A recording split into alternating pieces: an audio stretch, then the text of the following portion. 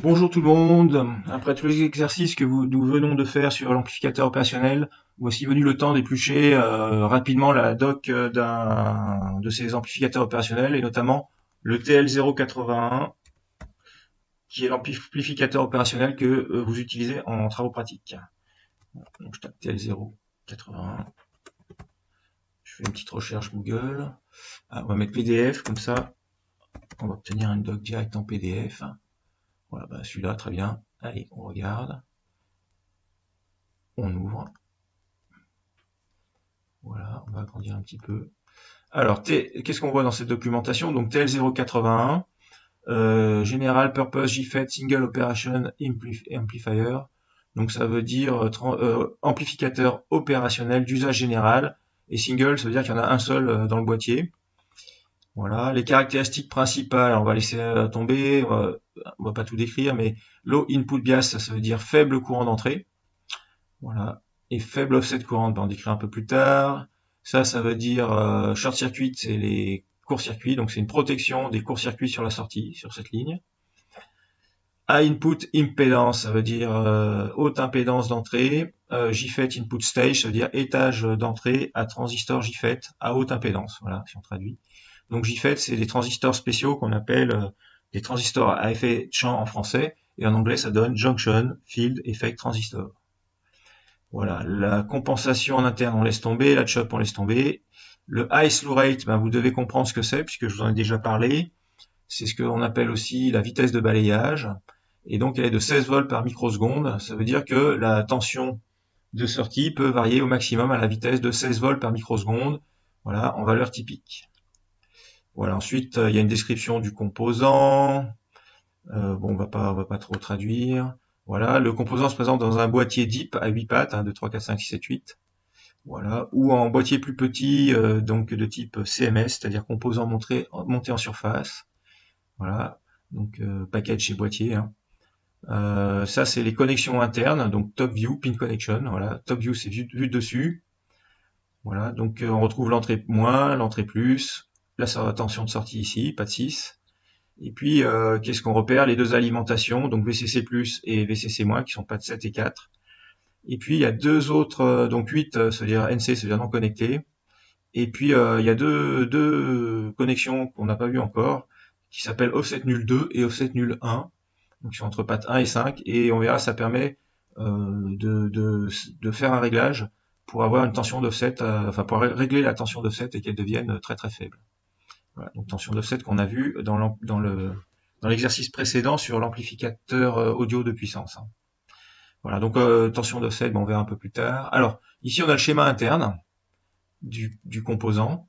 Alors qu'est-ce qu'on remarque? VCC+, tension d'alimentation positive, le rail qui est tout en haut.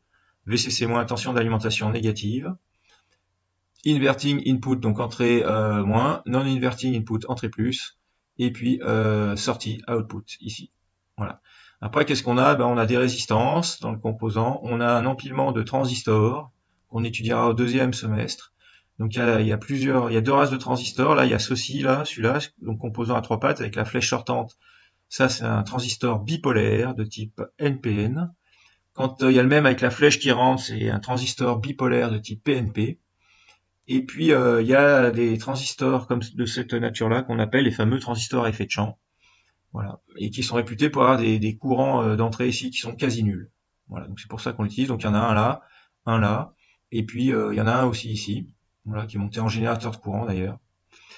Et puis je vais vous faire remarquer au milieu, ce composant, c'est un condensateur qui est assez fondamental parce que c'est lui qui va réaliser le côté intégrateur de cet amplificateur, c'est-à-dire qu'en fait le courant qui est injecté dans ce condensateur, eh bien la pile de transistors qui est ici là sert à faire que le courant injecté dans ce condensateur est proportionnel à epsilon, c'est-à-dire à l'écart de tension qu'il y a entre l'entrée plus ici et l'entrée moins.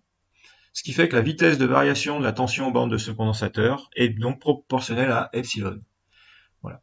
Et donc ici on a un point de potentiel dont la vitesse de variation est proportionnelle à epsilon. Et la circuiterie qui est derrière, en fait, tout ça là, avec deux transistors de pseudo-puissance en sortie, eh bien ça sert à faire en sorte que à recopier, je dirais, le potentiel qui est ici sur la sortie. et faire que voilà, la tension de sortie est égale à la tension aux bornes du condensateur, à peu de choses près. Voilà. Alors offset nul 1, offset nul 2, bah, ça sert à quoi ces deux connexions? Ça sert à brancher entre ces deux connexions une résistance de 100 000 ohms et avec un potentiomètre relié au VCC-, et ça permet de faire un réglage pour avoir une tension d'offset la plus proche de 0 possible, s'il en est besoin. Alors, on va peut-être pas tout regarder, mais vous avez donc les absolute maximum ratings. Donc ça, c'est les valeurs maximales à ne pas dépasser. Supply voltage, c'est tension d'alimentation, donc pas plus que plus ou moins 18 volts d'alimentation symétrique. Voilà, sur les entrées, pas plus de plus ou moins 15 volts. Power dissipation, c'est la puissance que peut dissiper le composant au maximum, et ben on dit de pas dépasser 680 milliwatts. Voilà, output short circuit duration, c'est la durée qui peut avoir un court-circuit sur la sortie. Là, on voit que c'est infini. Donc ça, c'est parce que le composant est protégé contre les courts-circuits. Voilà, température, storage température range, eh ben c'est l'échelle, la gamme de température de stockage, donc jusqu'à 150 degrés. Ensuite, pareil, c'est des données thermiques, RTH, JA, donc c'est la résistance thermique de la jonction, des jonctions à l'ambiant. Alors, pour le boîtier DIP, par exemple, ça fait 85 degrés Celsius par watt. Ça veut dire que si le composant dissipe 1 watt, eh bien, il y aura une différence de température de 85 degrés entre les jonctions, c'est-à-dire le cœur des transistors, là, et la température ambiante. Voilà. Et puis, le constructeur donne aussi la résistance thermique qu'on a entre les jonctions JC, c'est les jonctions 2K, c'est-à-dire du cœur des transistors de puissance jusqu'au boîtier. Voilà, et c'est plus faible puisque ensuite il se rajoute la résistance thermique du boîtier à l'air ambiant, qui par différence ici fait à peu près 45 degrés Celsius par watt, 44 exactement. Voilà, donc ça c'est les valeurs maximales à ne pas dépasser. On va aller voir un petit peu plus loin. Donc la tension d'alimentation, elle peut aller de 6 à 36 volts, ce qui correspond à du plus ou moins 3 volts jusqu'à plus ou moins 18 volts. Open free air temperature range, c'est-à-dire donc il peut fonctionner de 0 jusqu'à 105 degrés pour ces références-là. Puis ces références-là, c'est seulement 70 degrés maximum. J'ai dit 0 dans moins 40 là. Voilà, donc il y en a qui ont des gammes de température plus larges. Allez, ici on va regarder peut-être pas tout dans ce petit tableau, mais ici VIO en millivolts. Et bien ça c'est le fameux input offset voltage. Voilà, alors ça dépend de la température, ça dépend de la référence du composant. Les valeurs typiques, c'est de l'ordre de 3 millivolts, mais en valeur maximum, ça peut monter jusqu'à 10 millivolts. Voilà. Donc ça, c'est ce qu'on a vu précédemment, c'est-à-dire qu'à l'équilibre, on n'a pas VE plus égale VE moins, mais VE plus égale VE moins, plus une tension d'offset qui peut atteindre jusqu'à 10 millivolts, voire même 13 millivolts pour celui-là.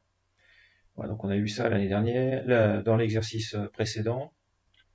Ensuite, le input offset voltage drift, ça c'est la dérive de cette tension d'offset en entrée, qui est donc la dérive thermique, puisque c'est en microvolts par degré Celsius, et en gros ça peut évoluer de 10 microvolts par degré Celsius, c'est-à-dire pas grand-chose. Allez, je vais sauter quelques lignes. Voilà, input bias current, eh bien ça c'est les courants en entrée. Alors ça dépend de la température, voilà, et en valeur typique, ça c'est les valeurs typiques, ça fait 20 nanoampères, ce qui est extrêmement faible. Et ce qui, d'ailleurs, je m'attendais à plus faible, je m'attendais à quelque chose en picoampères. Bon, le offset, input offset current, c'est l'écart qu'il peut y avoir entre le courant d'entrée sur l'entrée moins et le courant sur l'entrée plus. Voilà. Donc ces courants, je rappelle, quand l'amplificateur est idéal, eh bien ils sont réputés égaux à 0 en fait. Allez, on va laisser tomber. Supply voltage rejection ratio, j'en dis un mot. Donc c'est de l'ordre de 80 décibels.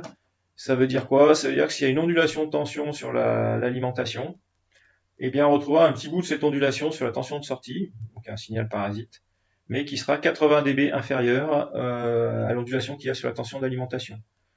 Alors petit calcul mental sur les dB, 80 dB, chaque inférieur, ça veut dire 20 dB inférieur, c'est 10 fois plus petit. 40 dB, c'est 2 fois 10 fois plus petit, c'est-à-dire 100 fois plus petit, donc 80 décibels, c'est 4 fois 20 dB. Ça veut dire que ça va être 10 000 fois plus petit. Donc autant dire que la tension, les ondulations de tension d'alimentation, on n'en a quasiment pas sur la sortie de cet ampli. Allez, quelle ligne suivante? Supply current, donc courant d'alimentation, no load, ça veut dire sans charge, sans rien brancher sur la sortie, c'est-à-dire un courant de sortie nul. Et on voit, voilà, donc c'est en milliampères, ça fait 1,4 milliampères en valeur typique. Ça peut monter jusqu'à 2,5. Allez, on va laisser tomber. Ah si, ça. Output Short Circuit Current. Donc ça, c'est le courant de court-circuit. Voilà, il est limité hein, en interne pour protéger. Le composant s'auto-protège, ce qui lui permet d'avoir un court-circuit de manière permanente sans qu'il se détruise. Et on voit que c'est limité en valeur typique à 40 mA. Donc c'est là qu'on voit que ce composant n'est pas fait pour faire de la forte puissance. Hein. Mais en fait, c'est un amplificateur opérationnel de signal, comme on dit, pour sortir des petites puissances. Voilà. Pas grand-chose. Allez, qu'est-ce qu'on a ici? Le slew rate, donc ça c'est la vitesse de balayage en français. Donc qui est en valeur typique à 16 volts par microseconde, donc c'était indiqué sur la première page. Voilà, mais ça peut descendre jusqu'à 8 volts par microseconde.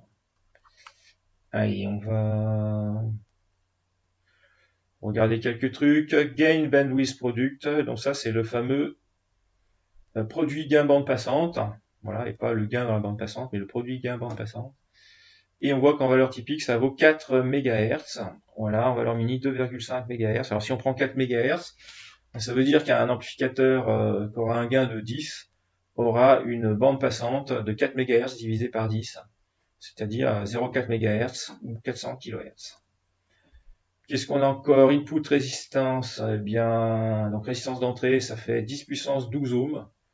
Donc c'est énorme, hein, ça fait c'est quoi ça? C'est des millions d'ohms, donc c'est quasiment l'infini. Voilà. Harmonic distorsion, alors ça c'est les distorsions qu'on a en sortie, voilà c'est très faible, mais bon on va pas rentrer là-dedans. Voilà, on va laisser tomber pour le reste. Voilà les principales caractéristiques de ce composant. Voilà, alors ce qu'on va faire maintenant, on va jeter un œil rapide sur l'autre amplificateur opérationnel dont je vous avais donné la référence, le L165, qui est lui un amplificateur opérationnel de puissance. Voilà, alors pour y aller, ben, on va dans Google, on tape L165, on va mettre PDF pour tomber sur un document PDF. Voilà, et bon, on ouvre. Ah, celui-là, non, ne m'intéresse pas. Celui-là, qu'est-ce qu'il va dire? PDF. Celui-là, bon, pas très beau celui-là. On va revenir. J'en ai un peu plus loin. Ah oui, celui-là. Voilà. Alors, qu'est-ce qui va changer dans ce composant? Cette fois, c'est un 3 A Power Operational Amplifier. Donc, c'est un amplificateur opérationnel de puissance, 3 A. C'est écrit ici, ça veut dire Output Current up to 3 A. Ça veut dire qu'il peut débiter sur sa sortie jusqu'à 3 A. Donc, il est vraiment de puissance. Comme il est de puissance, il a des protections thermiques, des protections sur puissance. Voilà. Il a un boîtier ici qui est beaucoup plus conséquent que l'autre, notamment un boîtier pentawatt avec une grosse partie métallique destinée à être fixée à un dissipateur thermique pour évacuer la chaleur, qui se visse aussi à travers, donc avec une vis qui passe à travers ce trou ici du boîtier. Donc si on regarde ce qui change, supply voltage ça bouge pas trop. Ça, voilà. Ce qu'on va voir, c'est le peak output current qui peut monter jusqu'à 3,5 ampères. Voilà, qui est limité en interne. Donc ça, c'est une protection contre les courts-circuits, encore une fois. Mais cette fois à 3 et quelques ampères. La power dissipation, c'est la puissance que peut dissiper le composant. Et bien cette fois, c'est beaucoup plus conséquent. Ça peut aller jusqu'à 20 watts. Et encore, ça peut aller au-delà, parce que 20 watts, c'est quand le TKS, c'est la température du boîtier, est maintenue à 90 degrés, ce qui est déjà assez chaud. Hein, si on le maintient à une température plus froide, on peut monter un peu au-delà. Voilà. Storage and junction temperature, c'est de moins 40 à 150 degrés Celsius. Température de stockage et de jonction en fonctionnement. Voilà, les connexions, le schéma interne avec le fameux condensateur qui réalise l'intégration ici. Voilà, pareil, VCC+, VCC-, deux entrées, une sortie, des transistors entre les deux. Ici, il n'y a que des bipolaires. Alors là, assez important, la résistance thermique de la jonction au boîtier. Eh bien, c'est plus 40 degrés Celsius par watt, c'est seulement 3 degrés Celsius par watt. C'est beaucoup plus faible qu'avec le TL081. Ça veut dire quoi ça? Ça veut dire que, eh bien, cette fois, on va pouvoir mettre faire dissiper beaucoup plus de watts à ce composant. Par exemple, si on lui fait dissiper 10 watts, eh bien, le delta T, c'est-à-dire l'écart de température entre les cœurs des jonctions des transistors de puissance et le boîtier, sera de seulement 30 degrés Celsius. Voilà, ce qui est pas énorme. Et en fait, quand on met 20 watts, comme indiqué dans la doc, en plus haut, eh bien, on aura 60 degrés Celsius, et on va voir que tout ça est bien cohérent. Parce qu'avec 60 degrés Celsius, d'écart de température entre le boîtier et la jonction. Et bien, comme si le boîtier est à 90 degrés, ça fait une jonction à 90 plus 60, ça fait 150 degrés. Et 150 degrés, c'est bien la température maximale de fonctionnement des jonctions. Voilà, à peu près. Ensuite, je ne vais pas détailler.